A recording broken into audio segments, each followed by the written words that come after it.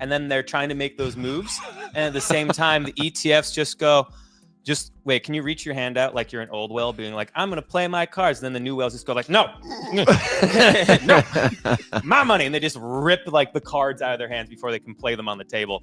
I was laughing because I'm pretty sure the first thing they saw on that stream I signed up was you saying, I'm an old whale. I'm an old whale.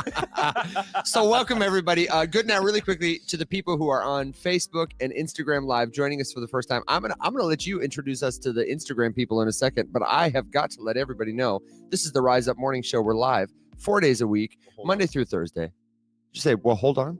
Yeah, I don't think we. See someone say we're not live on Facebook. Oh, There's no. I mean, it's so sad. we're everywhere but Instagram. Instagram is not plugged in.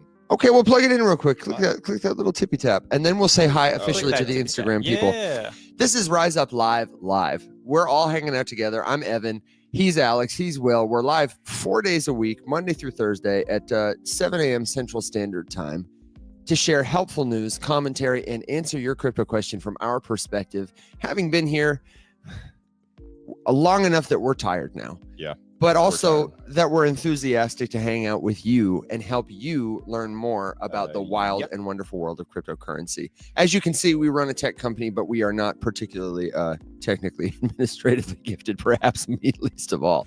So ask us your crypto questions, not your tech questions. All right, Instagram's gonna have to wait till tomorrow. Instagram will wait till tomorrow. That's great. Okay. To everybody on Facebook, though, welcome. You're seeing us for the first time. This is the Rise Up Morning Show. We're so glad you're here. And we're talking a little bit about some of the price action that Alex and I are getting to discover this week. When we hear, we'll talk about it early in the morning. That's how I like to do it, honestly. Can you just come back with me? Yeah, let me just finish my thoughts on that. I'm sorry to interrupt with you. the new whales slapping the hands of the old whales, because the new whales aren't new whales. They've always been the whales. They're the hedge funds. They're Larry Fink's friends. They're Michael Dell. They make the old whales in Bitcoin look like minnows in a pond getting slapped around like the tiny little fish in the big pond. Like Alex's hand. Yeah, like Alex's hand. But that's the thing. So that's why right now you've had Bitcoin just have two examples of just like slamming to the side. It was March until September. Okay. Slamming to the side from like what 74,000 to like the lowest it was at like 62,000. We hit the 60s, yeah. It was at 62,000. That was basically just slamming sideways, right? And now you have it slamming sideways even more because you now have a guarantee essentially of a Bitcoin strategic reserve in the US federal government and two existing already in the states. Well, at least legislation being introduced in Texas and Pennsylvania. And so you have an international arms race that has well and truly kicked off. So you have old whales trying to play their games thinking they can make the market move. But then the new whales coming in and go, nah, you're cute little kid. Adorable. You graduated from high school to college. Prepare for a full curriculum of work that is going to be far harder than this. And I'm the boss. You are the student. I'm the teacher. Yeah. And now, they just come in with their money and they just scoop up the cards that the old whales are trying to play. And the old whales are realizing, oh, crap. I can't do what I used to do. And I may have actually just had my lunch eaten for the first time in a decade or so. And I got to play my cards safe. And so you're seeing people not sell. Another thing you are also seeing, and this is the biggest shift in Bitcoin's economics in the history of Bitcoin. Ooh. You are no longer seeing Bitcoin miners sell their Bitcoin. If you look at the publicly traded Bitcoin miners, they are stacking Bitcoin at a pace that they have never stacked Bitcoin before. Really? Yeah.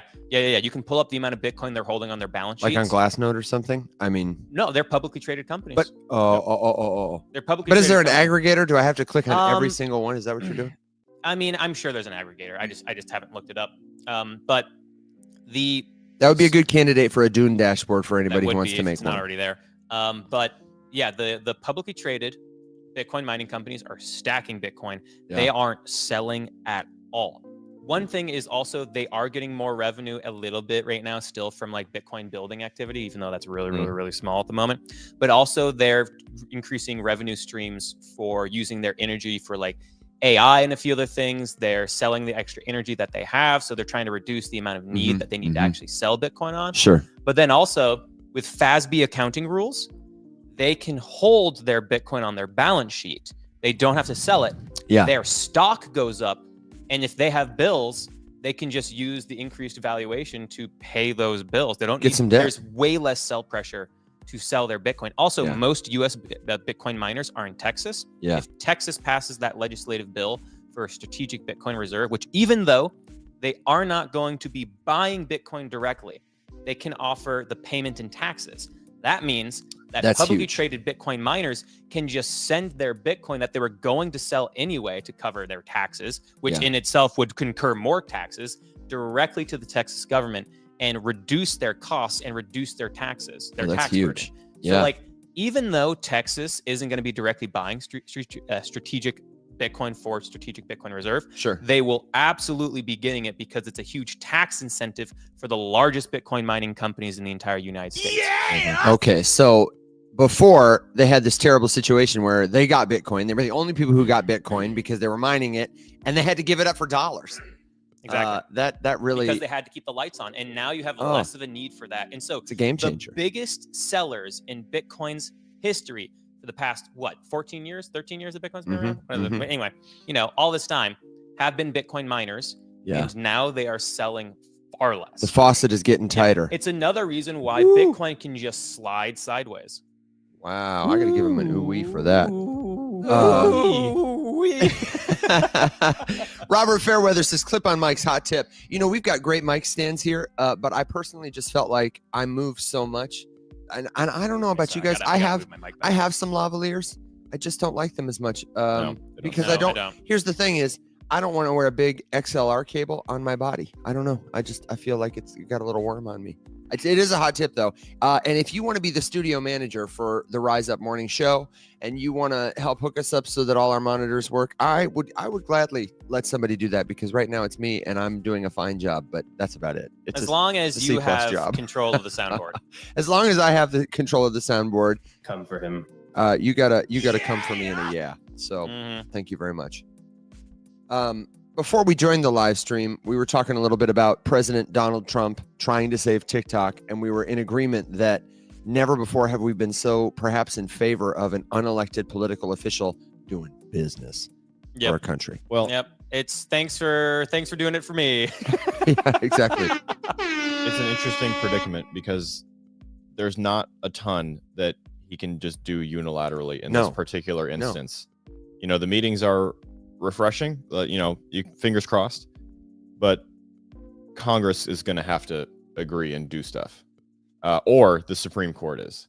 And so they filed their appeal yesterday, or the official, like the last huzzah to see if the Supreme Court will stay, implementation of the ban until they get a chance to hear the case. If they say yes to that, it's indicative that they find merit in the case. And so we'll see what they say. We should know within days whether or not they're going to agree to hear it or not. I'm at least optimistic. And if you look at the betting sites, they only have about a 34% chance of the ban actually happening before May. I think it's probably lower now after the news of Trump meeting with SoftBank, who is the largest majority stockholder in ByteDance, the owner of TikTok, and announced that SoftBank is going to be investing, it was 100 million or 100 billion, which I know is a big difference, but either way, it's a big number, into the U.S. economy. And they're going to be getting something for that. You better bet they're going to get something for that. They should. And then he had a meeting with the CEO of TikTok himself. So the thing is like, can Trump do anything right now? No. But like everyone knows he's about to be the boss. So he just picks up a few phone calls and he calls the people in power and he goes like, hey, let's just like delay this a little bit. What do you want? Frankly, and then he makes another deal. Yeah, he's dealing. He's dealing. He's wheeling and dealing. He's dealing. And you know what?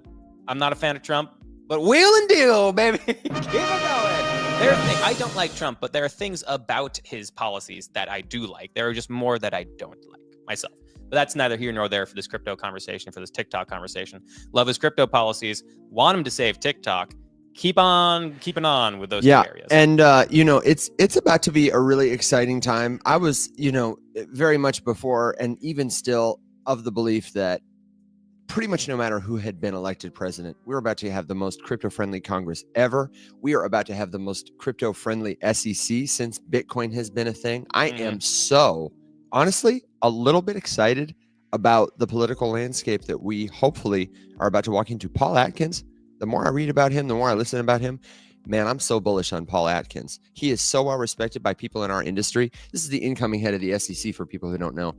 Do a little Googling on him. The quick bullet point is this brother is on the board right now at Securitize, which is the company that makes it possible for BlackRock to tokenize their BUIDL fund.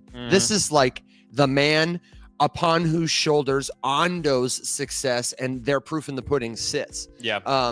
And now he's about to become the head of the SEC. Yeah, he's also the face for current economic thought on free markets are like the biggest benefit to the American people and just like people in general. Free markets, which I agree with.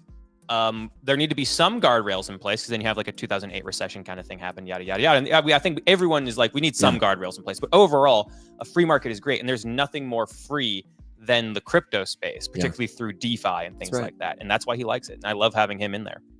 Giving you a cha-ching for that. And I see some good questions coming through the chat. And Alex, I know you're monitoring it closely, but I saw one rapid fire and one good to pick up. And then tell me if I missed one.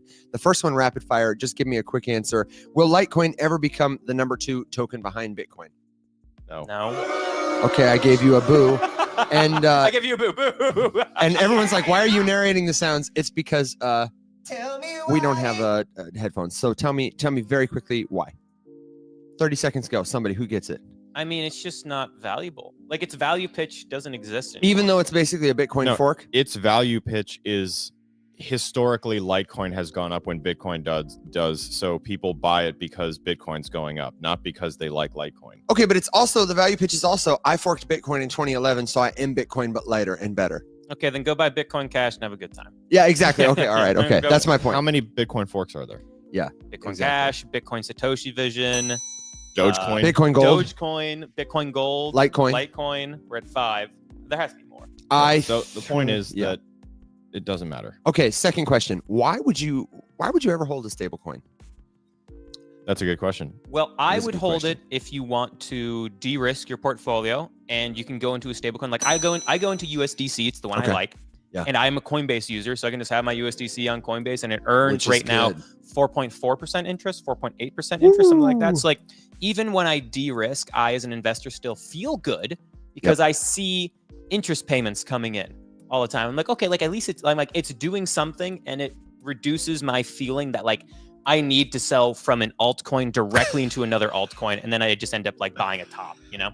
I think actually there's a better answer here, and it comes from Keith in the chat. Keith says stable coins are good if you have horses. Stable coins.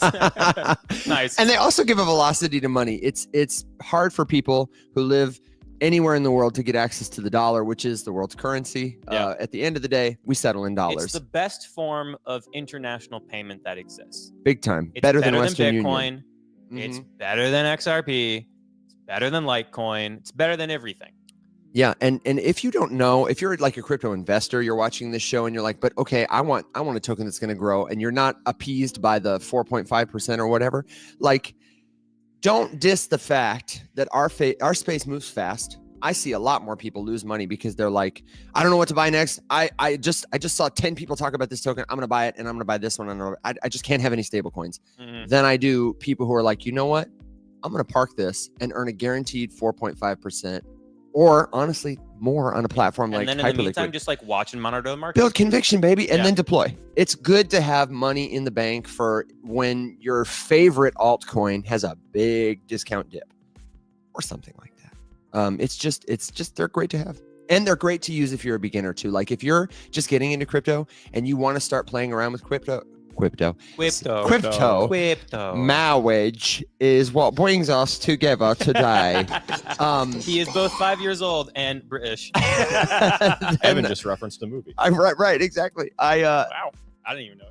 Oh, you don't know the Princess Bride? You know the Princess Bride? Oh, that was the Marriage Princess is Bride? what brings us together. Oh, okay. Bride. They're outside the gate and With Princess Vespa. Yeah. I actually rewatched Princess Bride like 3 weeks ago. And actually, this is such a stock dude answer. We were talking about our favorite movies last night. That might be one of my favorites. I don't think it's my favorite, but it's one of my favorites. It still holds up. It doesn't hold up as well, but it still really holds up. It really holds up. Anyway, my point is just that if you're a beginner in crypto and you want to learn how to buy, sell, send, receive, store crypto securely, all the things you do with cryptocurrency, then you can learn them with stablecoins for less risk than you could and less cost than with something like Bitcoin or ETH or, a crappy token that your favorite influencer told you to buy. Run from them. Okay, those are the questions I had. Do we have any other killer questions in chat? I know we do. And if you're watching us for the first time on Facebook, welcome. We are so glad you're here, and we would love for you to ask us your crypto question.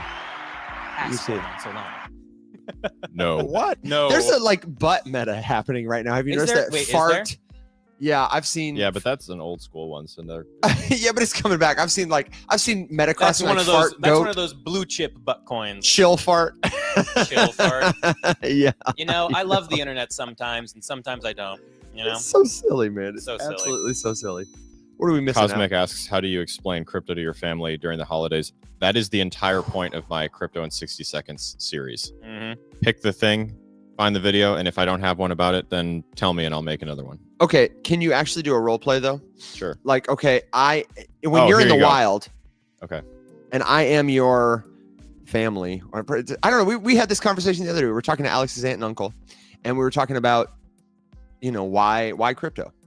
So what were some of the gems or the things you said, or take it somewhere else, but show the people what it could look like. So it's important when you're talking about just because there are so many aspects to this technology in this industry. There's so many different things you can use it for. You don't want to, shill it to everyone the exact same way. So you have to find, the piece of it that matters the most to whoever you're talking about. So what if the prompt is, for example, that's the golden rule, but we just got a prompt from the audience. They say, so what is blockchain?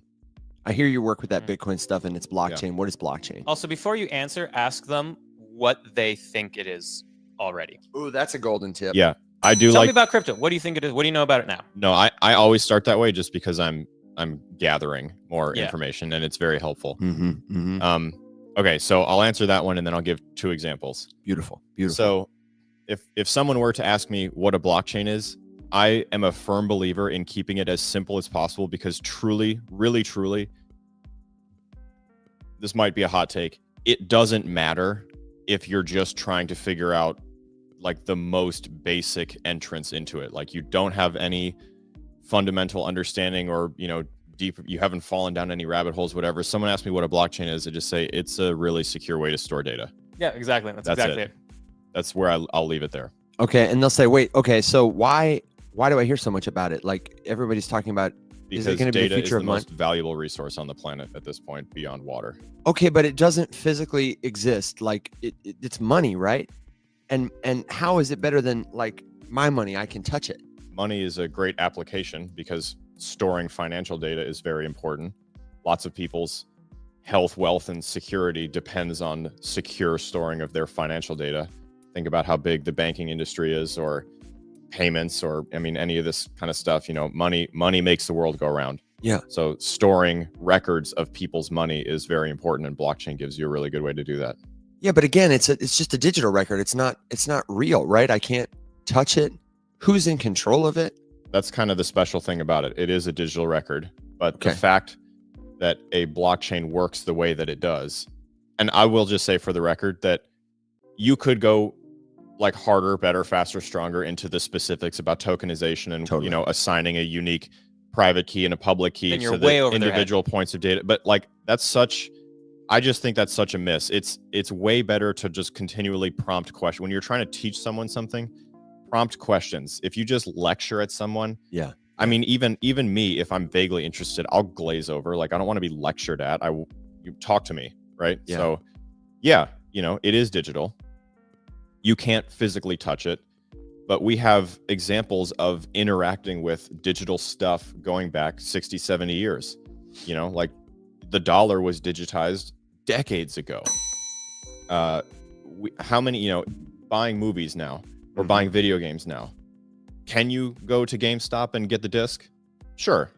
Do you? No, we downloaded on the Microsoft Okay, store. but that's a problem I have with it being digital, because now, since everything's digital, I feel like I don't really own it. I think that you would. I think that the average person You don't think they would say probably that? not walk to that question. Okay.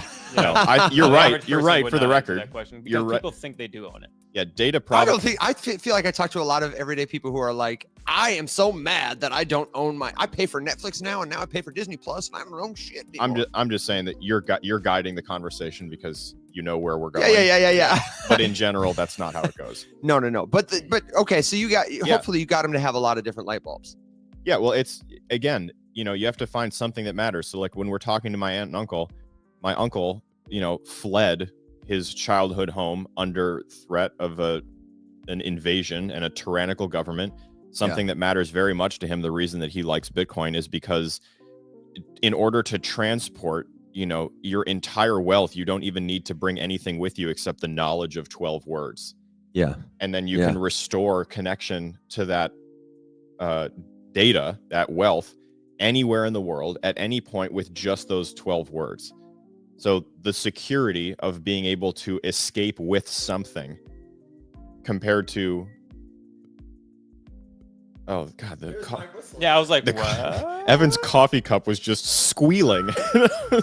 Really threw me off. It was because I haven't done a dolphin noise in one of my videos lately, so we're just getting a lot of. Yeah, we will. I love it. Anyway, that's why. But if you want to have the conversation about what you own, I mean, Nick was just asking.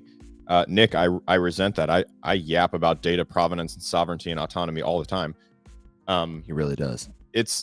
That's a huge deal, especially in gaming. That's the value prop for Web3 integration in gaming in general. I play a lot of video games. I have tens of thousands of hours over my lifespan into all different games.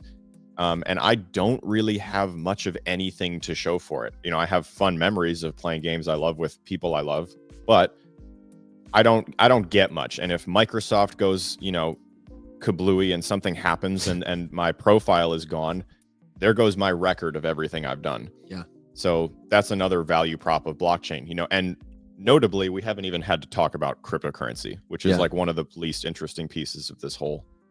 But it's where the conversation always goes. Of course it is, because getting rich if quick. They're asking about blockchain. The next thing is like, okay, like it's a store of data, and like so crypto is on it. And how do I make money from this? When I'd be like, settle down.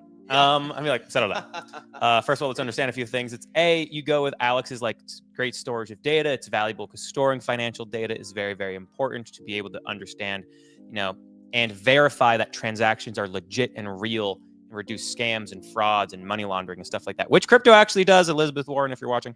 And then I will ask about, well, why is that valuable to me?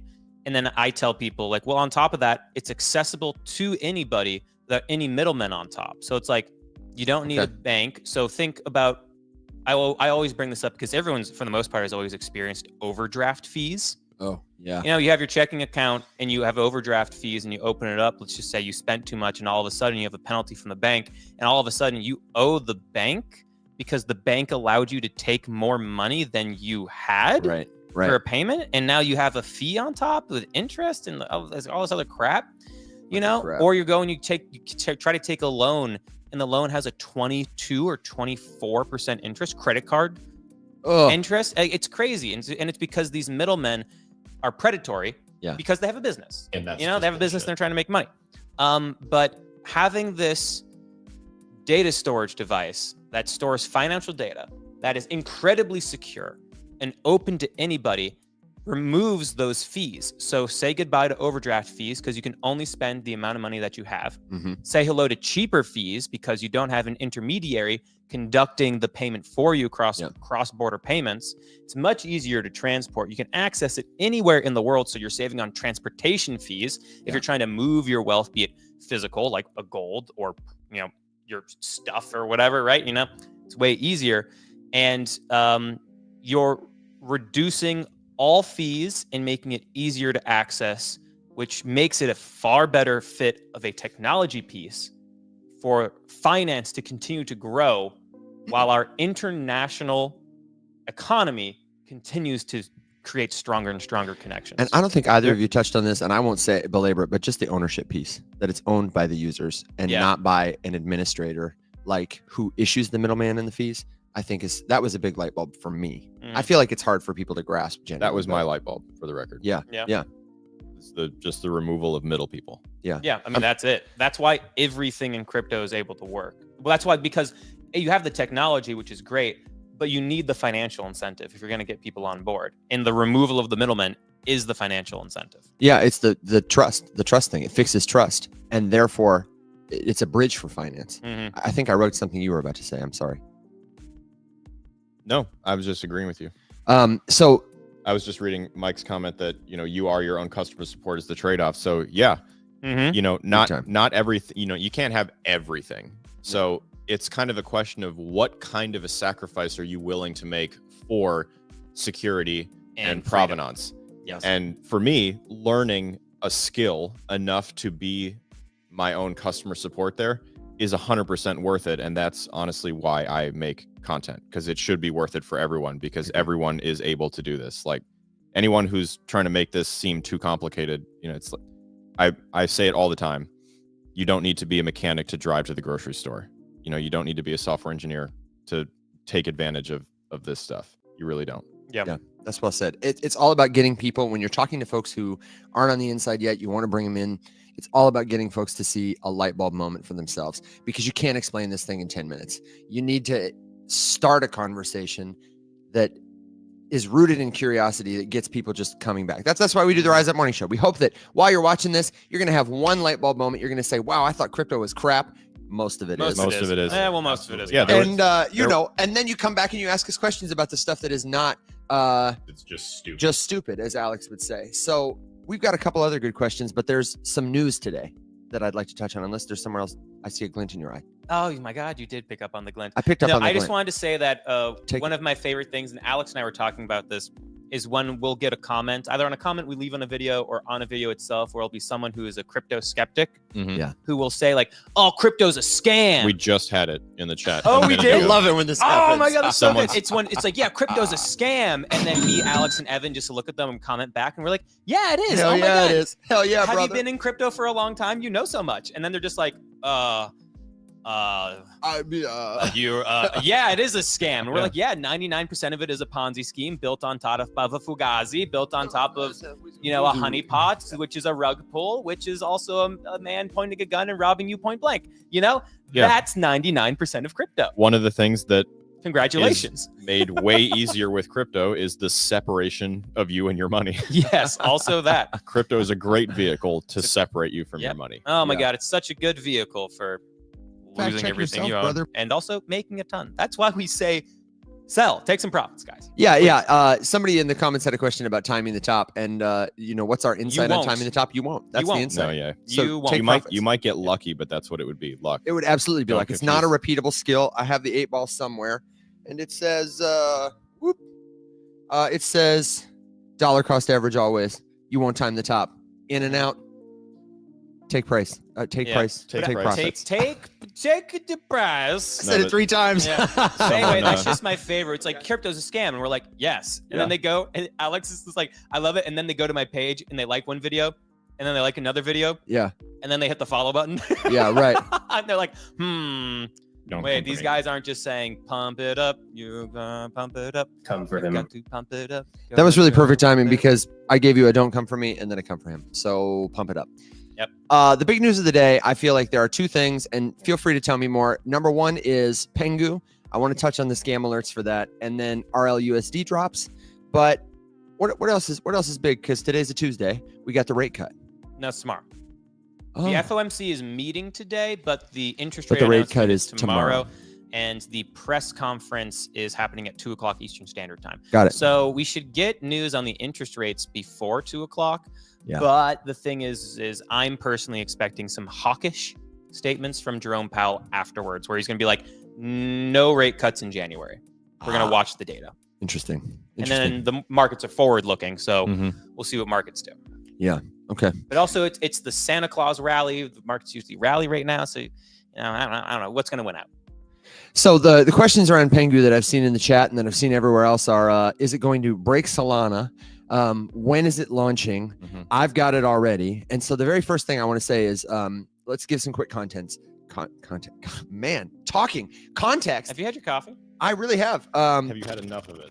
But I haven't done like my warm-ups. Before I get on the show, when I'm like really in my mood, I warm up my voice and do my breathing and my diet. Yeah, exactly. Like it's pretentious, but it works. It helps.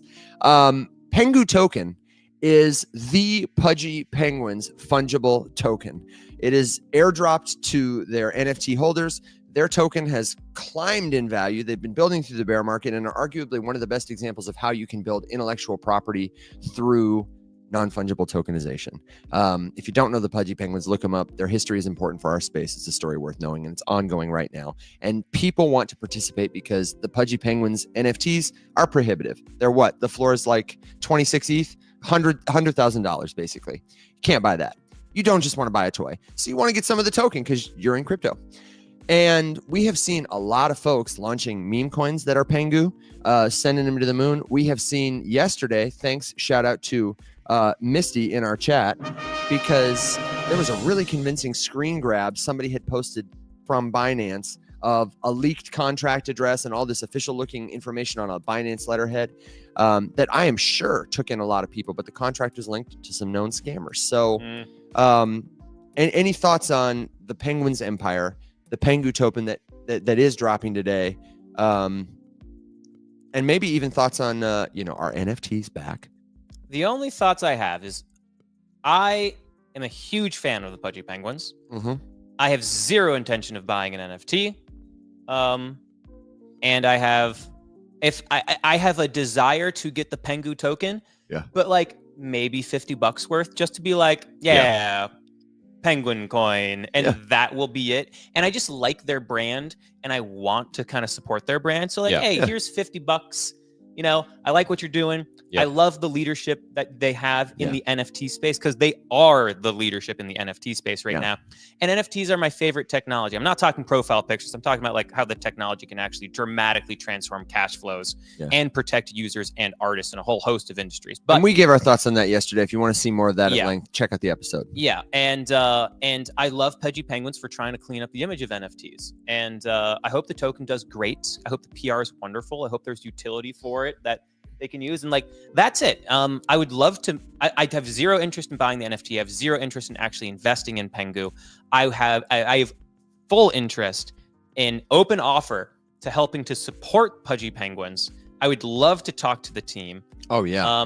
I would love to help them, because I think they're one of the good guys right now. Big time. In the crypto space. And also, penguins were my favorite animal as a kid. And really? I love it. I actually used to draw a cartoon with Bob, who was a penguin with a hat and a scarf and gloves, and how he would like fight like the stick people wars. And there was like wars against like penguins and stick. Oh yeah. In like middle school and elementary school, I would fill entire composition books. That would be one whole comic book. Wow. Yeah. I loved it. And I still you're have such some. a nerd. Dude, we're going to need some Bob lore. Yeah. And so, I used to make my own comic books when I was a little kid. I brought my friends into it and stuff. And it was a great time. So like, I have an affinity for penguins. I almost bought the Pudgy Penguins when I was trying to invest in NFTs, and lost over 6 figures because of Mutant Ape Yacht Club combined with Crypto Bull Society. Oh man, you told us that story at dinner last night. This is great. Tell. Although I haven't lost because I haven't sold. So you're never underwater until you hit the sell button. Hodl forever. Cope. Cope. It's okay. They're pretty. Not the Mutant Ape though. It's gross, but that's part of the appeal. Anyway. I'll take it. Take it off your hands for you. So those are my. I'll take it. No, thank you. no, thank you. $50 for it. Yeah. Oh, great. I can use that to buy my Pengu. But yeah, those are my thoughts and feelings on Pudgy Penguins. I would love to help support them. I would love to have a conversation, get to know those guys. Love what they do. Zero interest in touching NFTs ever again in my life, outside of hopefully being able to sell my Mutant Ape for what I bought it for at 22 Ethereum. And I am praying for you. I am praying for you. I got to put that on the soundboard. Can NFTs come back? Yeah, I think they will, purely as a form of speculation when the market is at peak greed. And then I will sell. And as a salty bag holder. The slow, methodical growth of sensible collectibles that are 100%, dude. Yeah, absolutely. But those are my thoughts on Pudgy Penguins and NFTs. Yeah, I'll say on Pengu, when ApeCoin first came out, I was really excited because of exactly what Evan just said. Yeah. That here is a very exclusive tokenized community that is extremely expensive to get into. One of my biggest beefs with profile picture NFT clubs at the time, and I am all over the record whining about this for years, is that you have only an extractive economy that you're creating, wherein if someone wants, let's just take Bored Apes, for example, right? When all the celebrities were buying Bored Apes and everybody wanted one, or, you know, people had one or whatever, let's say that you minted one way before. You bought it for $2. I vividly remember February 2021-ish when they were minting and they were free. Yeah. You pay gas and it's like a couple bucks. And they didn't sell out right away. It took a while. So you get one. Fast forward a year. The thing is, I think they were $140. I think the CryptoPunks were free. I mean, gas They were- fee. somebody fact check me, because I'm pretty sure somebody that Bored fact check Apes me, were dirt cheap. Don't because come the for me. gas fees weren't exorbitant. at Fact that check time. yourself, No, brother. okay. We need a fact check on that. I'll Fact look check it up yourself, in a second brother. because I could easily be wrong. The point is that they were dirt Yeah, cheap, sorry. and they went to $100,000 plus, similar to where Pudgy's sitting right now. You know, the floor on Bored Apes at one point was north of 50 ETH. Yeah. So It was 100 ETH. it was 100 ETH. The There you floor? go. Ooh, So if memory serves me right, that sounds right. if I'm fighting through my PTSD correctly, yeah. This is a gross my misrepresentation. NFT PTSD. So, but in that sense, right? You have, okay, so the floor is up. You've got one of these things. You would love to do the thing you know you're supposed to do and realize some profits. Because does that seem sustainable? No. No. Mhm. Okay, great. What are your options here? Sell your one thing, and then what? Then you're out, and now you don't hold this thing anymore. You're You're not in the community. on chain. You're not in the community anymore. It Mhm. keeps going. You're just kind of screwed, which is sort of the point. But then what? Then what you're hoping for is that it dumps so you can come back in, which is just propping up the pyramid scheme narrative, Not ideal. you know, which is not inaccurate.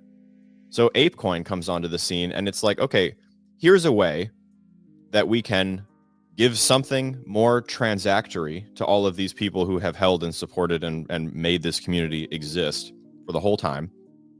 And a much cheaper, lower barrier to entry that other people can get into. And Pengu is the exact same thing. So I worry a little bit that Pengu will go the way of ApeCoin, wherein it comes onto the scene, the people who get it, and I do trust Luca and them to have at least learned something from ApeCoin. Yeah, me too. Because ApeCoin went crazy. I don't know what ApeCoin's price is right now, but it was over $26 It at was one point. when I looked at CoinMarketCap, it was in the top 100. It's Yeah. been up Again, there. yeah. Yeah. I mean, it was number 100, but like Yeah. it fell out of that super hard. And ApeChain has kind of brought it back a tiny bit. Yeah. But the Yeah, thing a bump. is like Pengu needs, because ApeCoin was supposed to be the token that was used in their metaverse, the other side, and then Yeah. the metaverse collapsed totally. And now you need you need Pudgy Penguins to find a way where people can have some utility for Pengu that drives some kind of demand. I don't know what that's going to be. Well, the one thing that they do have going for them is there's a bunch of real world partnerships Yeah. in Pudgy's That one with Walmart was utility cool. case. Yeah, Yeah. because that happened in the bear market. No, I mean, so if Walmart is theoretically on board with Pudgy and it's done well for them, which it has. Yeah. I just heard the interview not that long ago where they were kind of reliving, pitching to Walmart saying no, and then them starting to sell out somewhere, and then Walmart being like, hey, how fast can you get me XYZ on this many stores? So if there's a good track record there's potential that you could actually see something like Pengu be the first time that a non-stablecoin cryptocurrency has some sort of payment utility for In something a major retailer. at Walmart. Like Yeah. if Walmart did well there, then maybe someone would roll the dice on. Of course. I mean, on hell, Pengu then there. Walmart wouldn't have to pay the service fee for the credit card. Yeah, I mean, look at take another big NFT project that's doing real world stuff, right? You go to Doodles? McDonald's right now and get coffee cup. Doodles is on it. Really? Yeah. Yeah. Doodles is on the McDonald's coffee cup? Yeah. Yeah. The McDonald's coffee Gotcha. cups Oh, are wow. branded Doodles right now. Dude, that's sick. Yeah. we should go get one later. Hell yeah! But Yeah, but the point, Doodles, talk to us also. the point is that I made Doodles comic books in middle school and elementary school also. Doodles has one of my most aesthetic. It's one of the most aesthetically pleasing brands out there. Just for the record, I'm obsessed with It it, is with nice. the vibe. I do love the vibe. But that's the point. Like as these big projects have started to incorporate stuff like that, there is an actual potential that the token could do something other than just be a speculative vehicle for NFT holders to get new exit liquidity, which is what ApeCoin ended up being. Yes. So that's what I'm hoping for. Yeah.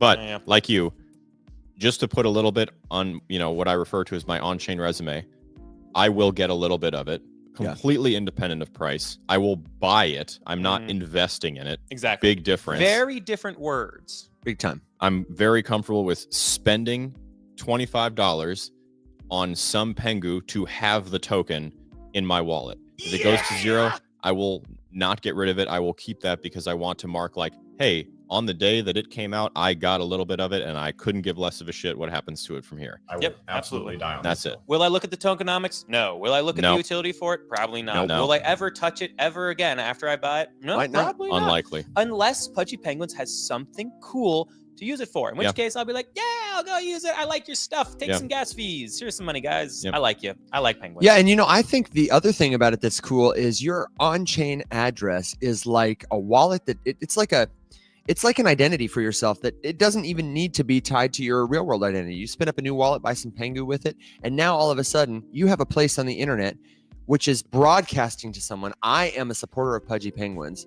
And in a future, might be easier to see with a better example. If you go to McDonald's every day and Burger King could see that, they would be like, damn, this man loves McDonald's. He is their most valuable customer. He's spending bank on them. I want a customer like him. This guy loves snitches. No. This guy loves snitches. And So and I want a customer like him. And if my purchase receipts are NFTs, you can see that without needing to know anything about me. And you can send me a little token that says, hey, bro, why don't you try Burger King today? We'll give you a Whopper for free. We'll give you 10 Whoppers for free or whatever. And Nike will be able to use this and McDonald's will be able to use this. And Pengu is going to be a pioneer and people will look back on this and be like, oh, damn, you got Pengu tokens in your wallet? Here's a coupon in the form of a token for whatever.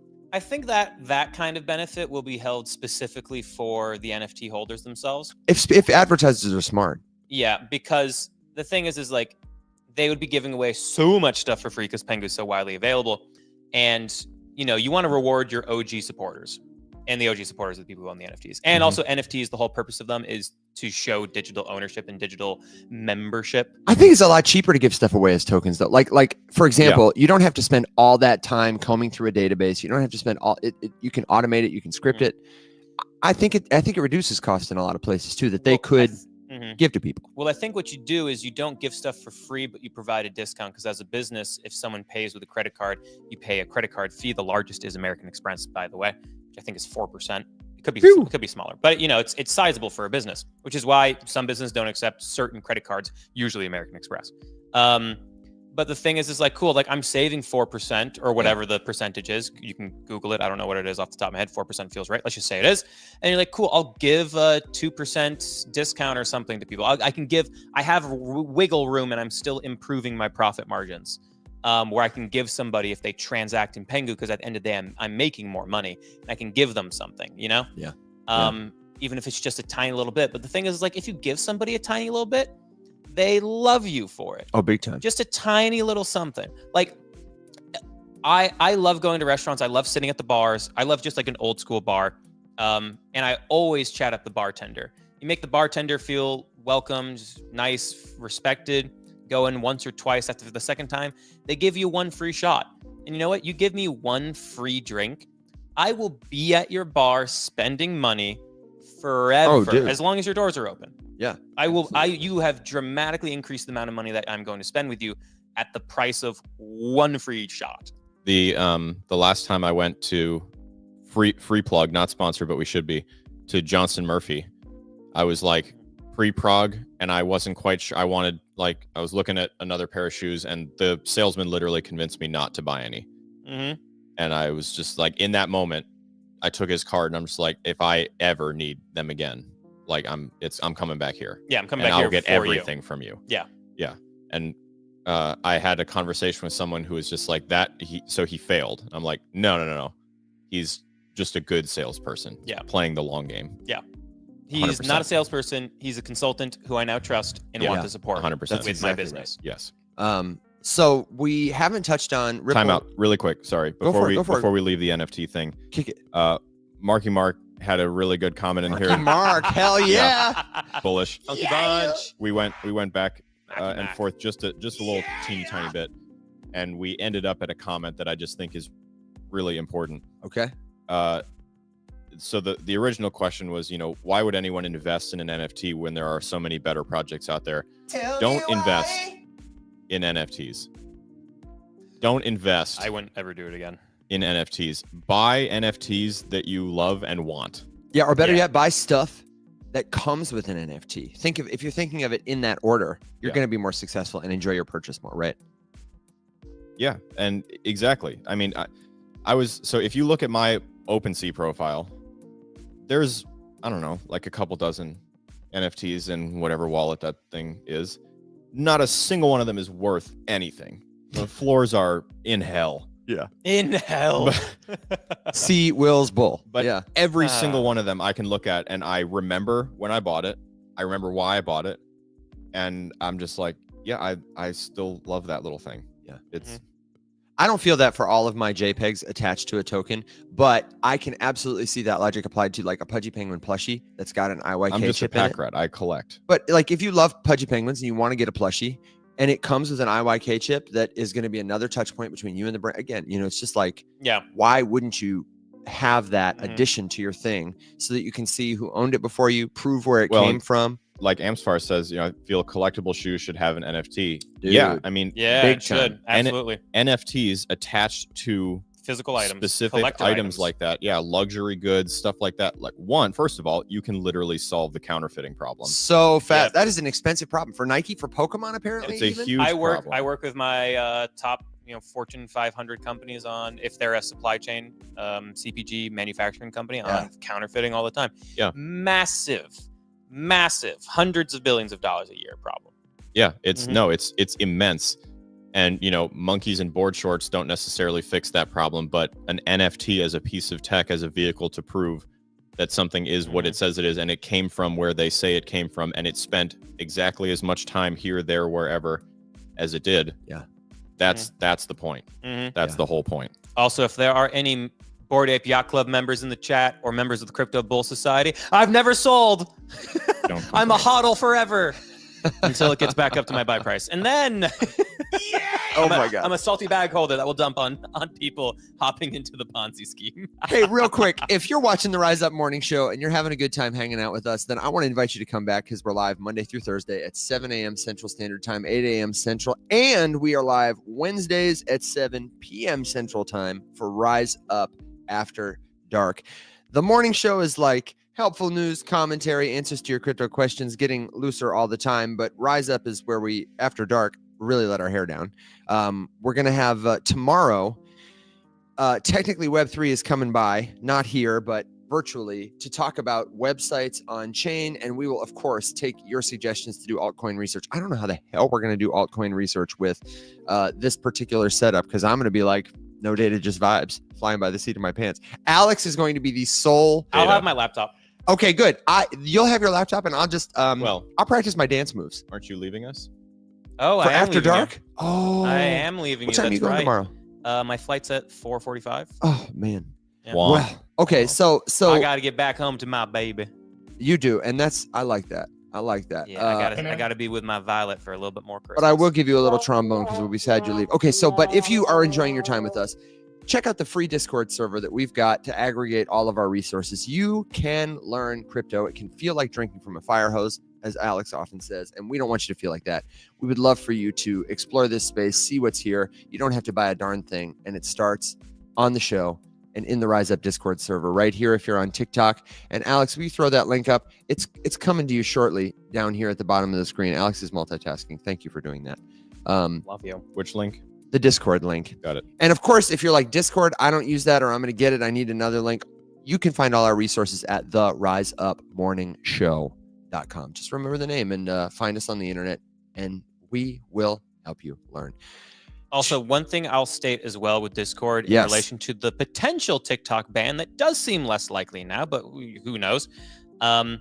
We are still trying to figure out our strategy. We have a good general idea of where we'll go and take things after or if TikTok gets banned. If our strategy changes, the place that we will be communicating first to people will absolutely be the Discord. So hop on in. It's free. Yeah. Let's Thank see you guys that. for Stay hanging out. connected. Let's pivot this to I will the absolutely die on RLUSD this and hill. XRP stuff. There's some questions. Crypto Machinery has a question we can use to kick it off. That sounds great. Asking about, why do people say that market cap doesn't matter for commodities versus assets and stuff? I know you guys put up a video that at least touched on a lot of that stuff last night. Yeah, it was great. I wish you had been in it, but you were in the spirit of it. You would have approved. I was in the shower. You were in the shower. I will absolutely. But yeah, so we can start with that just a little bit. So, And do you want me to give the 2-second?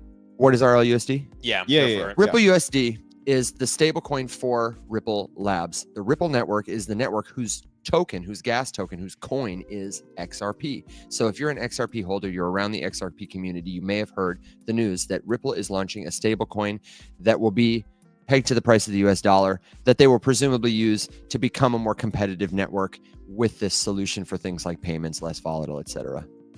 Continue. well said. Do we know what backs RLUSD? Actually, that was going to be one of my questions because I haven't looked. I Tiers looked of either. XRP holders. Tiers of XRP holders. Because here's the thing: is I love the idea of the creation of. There are a lot of tiers of XRP holders, but not lately. But No, you not know, lately. There. if I love the addition of another stablecoin, adding more competition to the stablecoin space, Yes. adding more liquidity Always. to the space. Big fan of that. Agreed. If the stablecoin is backed by cash and cash equivalents of the US dollar, because we've seen stablecoins implode because they were backed by horrible, horrific inflationary assets that go down in value. See Luna. I highly doubt RLUSD is backed by anything like that because it's Ripple and they're a publicly traded company. Yeah. You know? Yeah. So it's more than likely backed by cash and cash equivalents like Cash, Treasury. dollar reserves, and Bonds. and short-term Treasury bonds. Okay, cool. Okay. And you know what the US government loves? Somebody who's also going to be buying bonds. Yeah. Yeah. So government loves that. And we love that also for the US economy. We are big fans of people who are buying US bonds. Another reason why I like stablecoins is having another person to buy it. So, No, 100%. so okay, cool. So that is confirmed. Really do like RLUSD as a stablecoin and its ability to stay stable. Yeah, and like you said, adding more competition to it is good. If you are, for example, not a fan of Tether for XYZ, great, you have another option. Yeah. And that's good. Vote with your dollar. Yeah. I fully endorse and support your right to do that. That's kind of the point. The reason that market cap continually comes up, though, as it relates to XRP, here's one piece of beef that I have with this whole conversation. Whenever people use the conspiratorial nature of XRP to Ooh, make that's such a content. good word. Conspiratorial for XRP. Yeah. Sorry. No, I thought long and hard about it. Whenever people use that for XRP to make content or do whatever, I find often that they have a singular motive, which is to bully people who hold it out of taking profits by trying to convince them that it's going to go to some unrealistic number. Yeah. And one of the reasons that I hate that is because I can't point that out without some person yelling at me about hating XRP or Ripple, which is not the case. Like, I don't know how many more times I can say that I think that XRP thus far has been successful at what it's done. And I think that the crypto space would be in a way worse place than it is now without Ripple. Yeah. So I am a fan. I am a supporter. Okay. Yeah. But that doesn't mean Don't that we come get for to me. blow nothing but hot smoke Don't based come for on me. nothing. Yeah. And then if you disagree with any of it, you have to be a hater. Yeah. So I'm so sick of getting comments that just like you point out something bullshit about the XRP conspiracy narrative and you just get a bunch of you're just mad because you fumbled the bag. Like, bitch, I bought Sol at $12. I didn't fumble the bag. Okay, I'm not sad that I missed a 3x on XRP. Okay, if you want to get a little snide about it. The problem that I have is that some people have huge returns on their XRP. Okay, they were dollar cost averaging and buying this shit at 40 cents, 50 cents, 60 cents. They're way up, and they refuse to take any profits because some asshat told them it's going to 10 grand. Yeah. So they're like, why would I sell it at $5 or $3 if it's going to 10 grand? Okay. And if I come out and say it's not going to 10 grand, but it could go to $10, then all of a sudden I'm a hater that fumbled the bag and missed it. And it's like, no. Okay. So why is it not going to $10 or $10,000? Yeah, can we? Are you going to take? Because I want to really hear your thoughts on. I want to answer Crypto Machinery's question about why does market cap? Yeah, because we didn't get your thought. You can hear our thoughts in the video from yesterday, but I was curious what you were going to say about this. Okay, so the reason that people say that, and this is the problem, right? Like there is truth to everything that people say about XRP when they prop up a conspiracy theory. There's just enough truth to where that if someone wants to question you, you can point to one thing and use that to support your claim that market cap doesn't matter. Because in some sense, market cap, it doesn't truly mean how much money is in an ecosystem, right? Yes. So, example, Evan and Will and I launch a token, okay? No one has put in $1, all right? Will holds 30% of the supply. We all hold a third of the supply. We all collectively decide, and Will has 100 tokens, I have 100 tokens, he has 100 tokens, okay? There's 300 total tokens. Yeah. We all collectively decide that we are going to set the floor price of that token at $14 billion per token. Yeah! Guess what? The market cap of this little bullshit project is now $10 quadrillion. Yeah! Okay, I've seen meme coins launch with $300 trillion market caps because there's 12 holders and they all just agree what the price is going to be. NFT collections. Make an NFT collection, give it to 100 people, get them all to agree on a floor price. All of a sudden, you have a floor price that's 10 times higher than the Bored Apes. Does it mean anyone's going to buy it? No. But you can do that. You can do whatever the hell you want. Yeah. So in that sense, market cap is a little bit erroneous just because it can be very falsely inflated by people who hold an asset. So if everyone who owns XRP agreed collectively that they wanted to only sell it for $10,000, they could do that. And the trading price of XRP would now be $10,000. Does it mean anyone's going to buy it at 10 grand? Not necessarily. Somebody could. Great. It's possible. Now the market cap has increased to $1 quadrillion and not another dollar had to go in. Market cap is just price multiplied by circulating supply. So it doesn't matter in that sense. Now, typically, this is theoretically possible. It's not practically possible. The market would be more efficient than that. Yeah. Somebody would sell. Because price is constantly If we agreed adjusting. on that, I just want you guys to know I would sell. No, for real, right? So like I would sell those tokens. We all agree that, we're all going to set the price of XRP at $10,000. Okay, cool. Now all of a sudden, Evan is like, okay, I'll sell it to you for $8,000. Hell yeah. And then Will's like, well, dude, I paid 40 cents for it. I'll sell it to you for $5,000. Don't come. And it just keeps. That's how the market adjusts these things. That's how the equalization of price comes into play based on actual demand. Who's willing to sell for what? That's why this thought experiment never gets past thought experiment stage with any sort of large community. And there are so many XRP holders that it's just not. It's not practical. You just got to be knocking on doors at that point. Yeah. So in that case, that's why a commodity versus asset market cap is different, because commodity, you could inflate the value of a commodity, gold, silver, platinum, copper, whatever. You could inflate it just by all of you agreeing like, hey, I'm no longer willing to accept this price for it. I'm going to only accept this price and up for it. And now all of a sudden the market capitalization of that asset has gone up, but no one had to buy anything. Yeah. Crypto can act the same way because it's sort of straddling this line of commodity versus asset. Many tokens, yeah. And so that's why people say market cap doesn't matter. Spoiler alert, it does, just not quite in the way or quite as much as maybe some market cap maxis would have you believe. Okay. Tell me why. That's it. That's it. Because the market will equalize the market cap by actually being traded by people who don't ascribe to your nonsense that it has to go to $10,000 per token. Someone is very comfortable selling that bag of XRP at $2.80 that they just bought for 50 cents because that's a great trade. And why should we demonize that person who just won? They just crushed it. Yeah. Like, good for them. So that's the reason I get so upset about it, is because I'm a big fan of taking profit.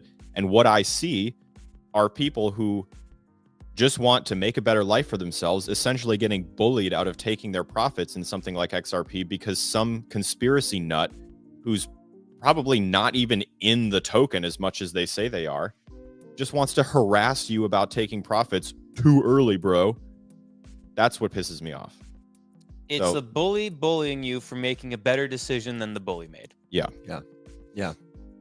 Will, can you give some context too about the summary of what we said yesterday? I told people, go see our video. It's great. You gave really cogent thoughts, but you said at the end, it's possible that XRP could go to like $10 plus or higher. I mean, it's possible any asset could hit any valuation, price, right? But not just based on what Alex is saying about like the holders getting together and having a cabal, but like actually based on real stuff. Yeah. I mean, like right now, like if you're in a full blown altcoin season, which we had been for a good bit, now taking a little bit of a breather, but if we get back into it again, XRP has a really strong community, and all that you need in an altcoin season is people talking about your coin, because retail's diving in with zero knowledge about what's what, how to research a coin, all that kind of stuff. They don't know about DeFi Llama to measure adoption, all that kind of stuff, right? They don't even know what these coins are. They barely know what a wallet is. And in fact, they might not even know what a wallet is. They're just staying on the centralized currency exchange. Right. And, they're new. And they're seeing people talk about XRP. They buy XRP. And if you have a huge community, which XRP already does, and talking about it, yada, yada, yada, across all the channels, retail money could absolutely pump XRP to $10. Sure. $10,000, that kind of valuation, and let's just pick something a little bit more realistic, but still $589. I was going to say $100. Oh, okay. I was going to say still absolutely crazy and not going to happen, but more realistic than $10,000. So in order to get to $100, you need XRP to start getting adopted, right? You need something that is scooping supply of XRP off of the market, which would be a combination of demand from retail. It would be a combination of demand from institutional investors, and it would need to be the Ripple Lab solution having such demand that they need to be scooping off supply for use in the Ripple Lab solution. That's the big critical piece, because that means that Ripple Labs solution for international cross-border payments is being adopted, and they're using XRP, because that would then kick off the investment from institutional investors and more people from retail, right? So that's the thing that needs to happen. So if that's the thing that needs to happen, you need to ask yourself the question, what needs to happen to make that happen? To make that happen, you go, okay. Just breaking it down. Is there competition? Oh yeah, there's competition for that space. You have SWIFT, which is regulated. International cross-border payments have to go through SWIFT for banking. That regulation just does not change. Yeah, one overnight. Does not simply change. One does not simply walk into SWIFT change it. No. So the global regulation needs to change. Also, SWIFT is controlled largely by the U.S. government. It's one of the biggest means and tools that the U.S. empire has to continue to flex its power and influence across the world. So you also need to say, okay, can Ripple Labs then become that solution and an additional tool for the U.S. empire? Because that's what they would need to be. That's the pitch that they need to make to the U.S. government. Whether or not they're able and willing to do that, let's just say yes, they are. Okay. Now let's just say Ripple Labs is able to become the replacement for SWIFT. Regulation changes, yada, yada, yada. Now you have to ask yourself the question, is XRP going to continue to be used in the Ripple Labs solution instead of the Ripple Labs USDC or USD? Maybe. If it is, then you got a case here for $100 XRP and higher. However, well, especially if the XRP ledger gets more projects, more adoption, more users, all that sort of stuff, you need gas. That won't be paid in the stablecoin. That will be a use case for XRP. And that would be an additional source of demand, scooping supply off the market. 100%. That would be wonderful. Let me very quickly say, I don't think it's likely, just because the smart contracts are so underdeveloped. You can't build a lot of stuff there compared to other platforms. The thing is, from the smart but they contract could put more standpoint, effort into that. They could, but they're behind. They're not incentivized to continue to do that. That's right.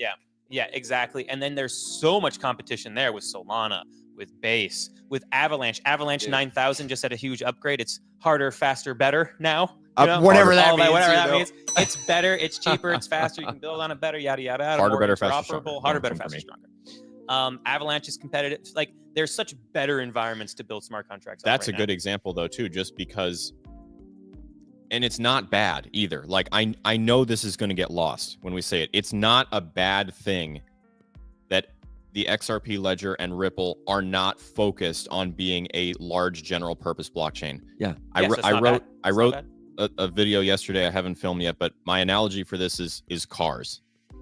Okay, blockchains are like cars. There are some that are great general purpose vehicles like the Honda Civic that you can do all sorts of stuff with. It's not going to have the best lap time on a track, right? It's not going to beat a LaFerrari at the Nürburgring. Or tow your house. But the LaFerrari couldn't drive on a dirt road to save its life. Yeah. So it really depends like what you want. But Honda is not wrong for not making the Civic faster than the LaFerrari. And the LaFerrari is not wrong for not being able to rock crawl at Moab. Okay, it's a priorities thing. Yeah. And you can have more than one car for more than one thing. That's sort of this like abstraction narrative inside of blockchain wherein they're not all going to do the same thing. Yeah. Ripple has a very singular focus for its use of Web3 tech.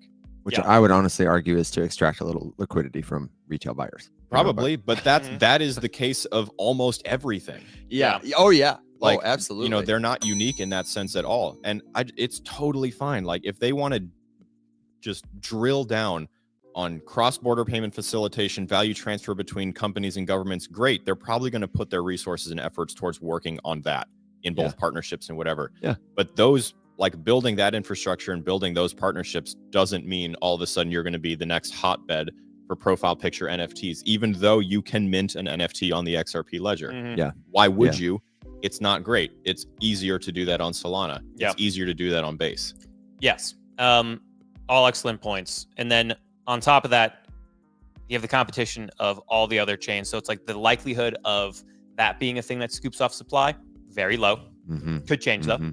And then why would they use XRP as the settlement between like the US dollar and euro as you're trying to send money cross borders from the US to Europe? Why would you use a volatile asset that could go down ever so slightly in that like, half second, 1 second? Yeah. And then if the amount of money that gets sent through from a bank isn't the amount of money that they owe, they could get fined. Yeah. So it needs to be a stable coin. Absolutely. And which they just released, RLUSD. So they're making steps. Yeah. So the likelihood of XRP being replaced within the Ripple Lab solution is super high, which potentially removes that thing that can scoop off XRP supply. Yeah. The other thing too, is people are like, oh, people will swap XRP for the stable coin. They want the stable coin. That creates people going and getting XRP, kind of like for gas, right? And I remember hearing about that, but then Ripple announced that they will just be giving RLUSD to the centralized exchanges. So people can just get RLUSD there. There's no need to get XRP to go to the XRP blockchain and convert it and swap it into RLUSD. And to me, that's a huge knife in the heart. And that's another thing that removes something that can potentially scoop off supply to make the price go up to something like $100. So is it impossible? No, but there are so many hurdles that XRP needs to get over that honestly, it is not on the winning side of right now in order to get to something like $100, let alone $10,000. My God. Yeah. Can we all just please collectively agree, all of you watching right now, that I think I said this was my final comment, like as I saw you guys finish your video last night, was just like, why is it like an all or nothing attitude to where like if XRP doesn't get to 10 grand, it's like going to be looked at as a failure, when by all accounts been successful. They're wildly successful. Yeah. Like what? That bothers me. Because I don't want people to feel like they lost when they bought XRP at 50, 60 cents. And then they're sitting here at, whatever it's at, 260 something, high twos. What's it at? I don't know. Fact check 270 yourself, brother. Now. Like, no, you won. You won. You crushed it. In fact, you're still winning. Feel free to take at least some of that profit, and like that's good. XRP could go higher than this. It's like, whatever. Like, it doesn't mean it's a failure if it it didn't hit $589. What a failure. No. No, it's not. That's not the case. That's like saying, that Bitcoin's a failure because it's not at $1 million. No, it's not $1 million right now. No. I've always told people Bitcoin's a failure. Yeah, that's what my parents said about me. Yeah. Look at me. Morning show. No, I'm kidding. My parents Bitcoin's love a me. failure. Bitcoin's a failure. We got a lot of great comments in the chat. This is a really fruitful discussion, and I hope that you can appreciate in all of TikTok and all of social media where people have got to pump it up and they're telling you to buy, that this is a great nuanced conversation. So thank you everybody for chiming in. I saw a comment that asked, what are you guys going to do today?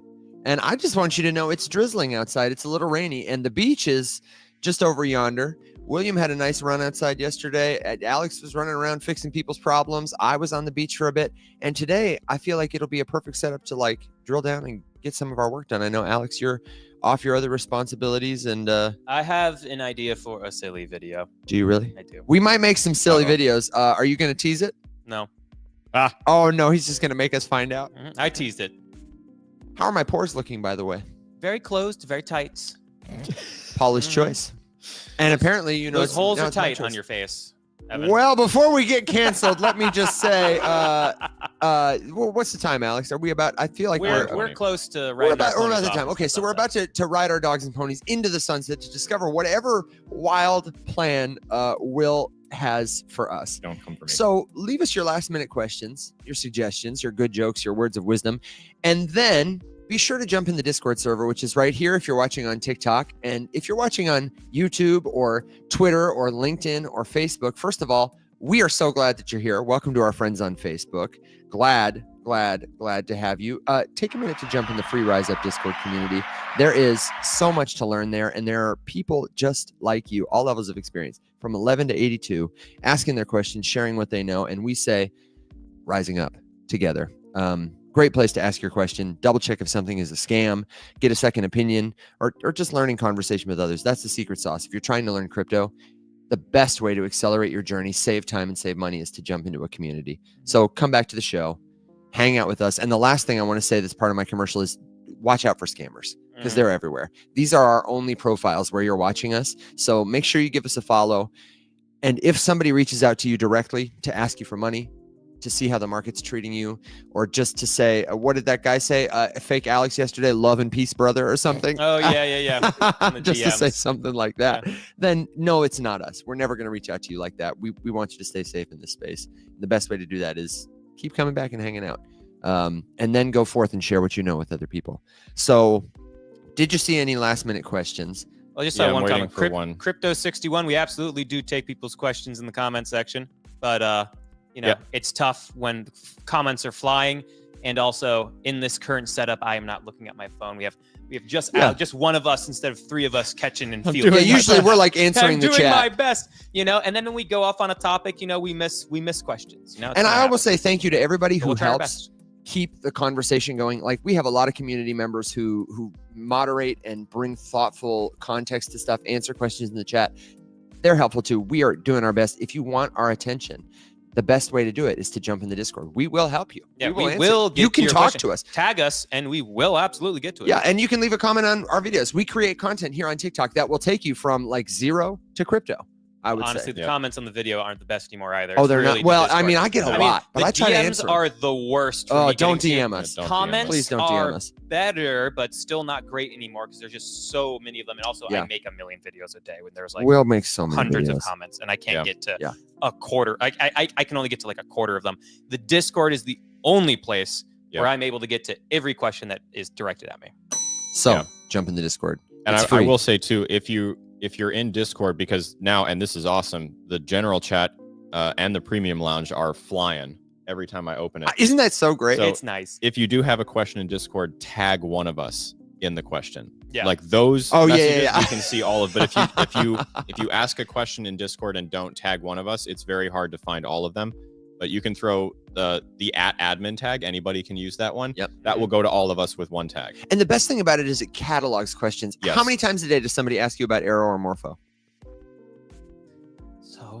So many. And it's a great thing. We love to talk about it. But we haven't talked about it on the show today because we talk about it all the time. And it's in that you can, if you search Morpho or Arrow in the Discord server, I guarantee you will find at least 20 posts from Will Well, here, Yeah, in giving the his Discord, recent I'm talking updated about thoughts. it all the time. Yeah, People it's are it's asking. there. Yeah. so let's take one. So the Crypto 61's question was just about thoughts on Velodrome, which I'm not super Well, it's familiar the with. sister But project of Aerodrome. It just recently got listed on Binance, I believe. Oh, so did it really? pumped like crazy. And it got a pumped- C it had plus on big, Rise big Up pump. After Dark. Or did it get put on Coinbase? It was one of the big exchanges. Anyway, regardless, had a big pump. I'm pretty sure it was Binance.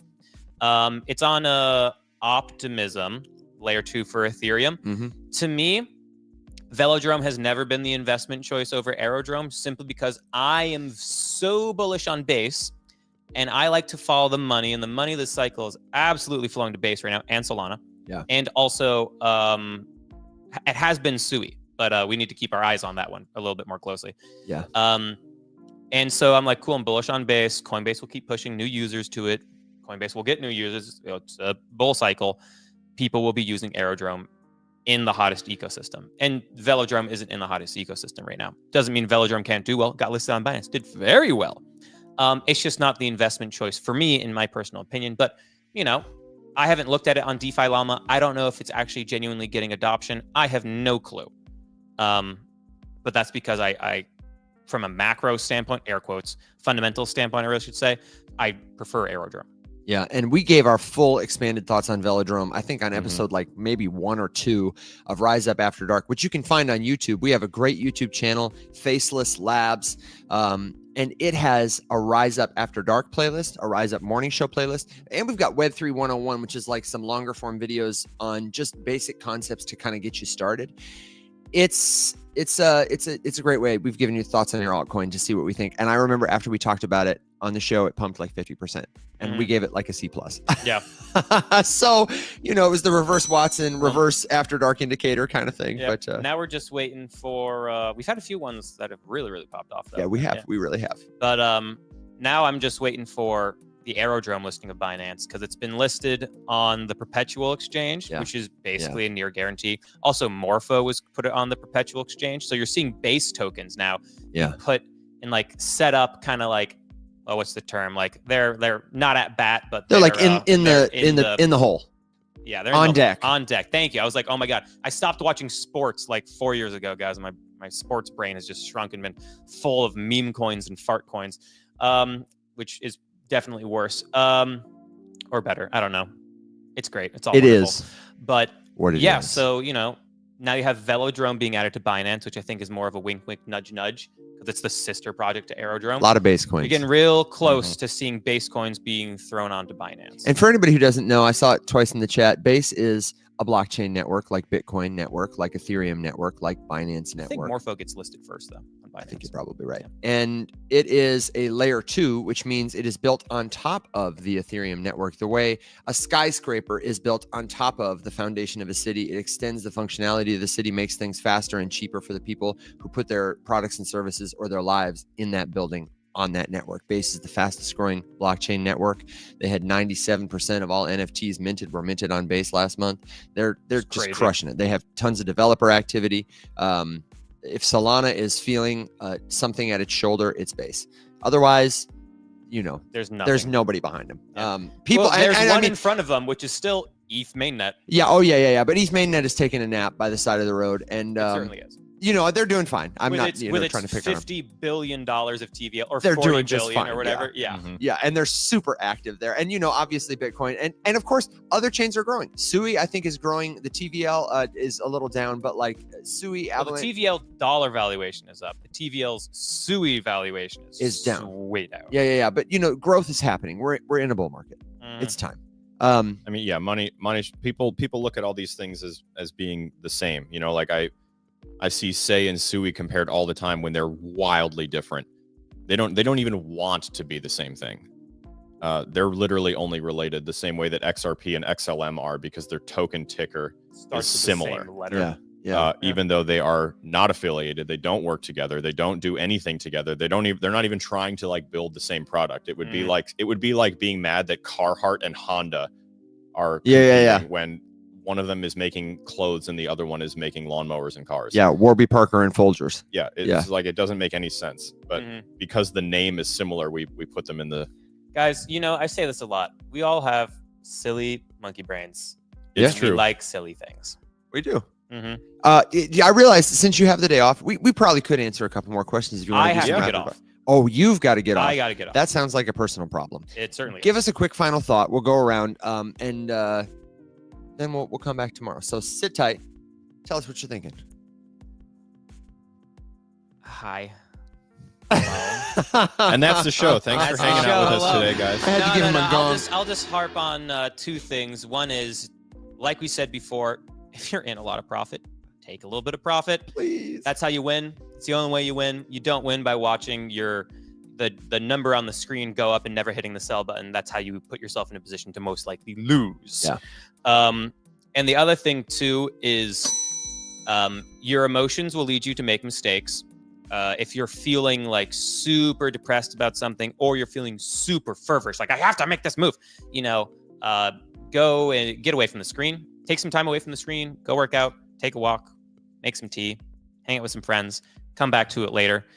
Don't let the market take your experience of life and happiness of life away from you. And also, your emotions will more likely than not force you to make the wrong decision.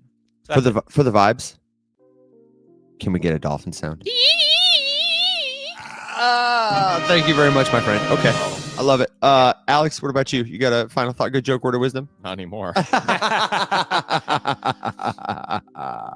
Rug. No, the dolphins in the chat. Absolutely, rug dolphins in the chat. It's just stupid. Oh, Bye, okay. everybody. Oh, no. Will had to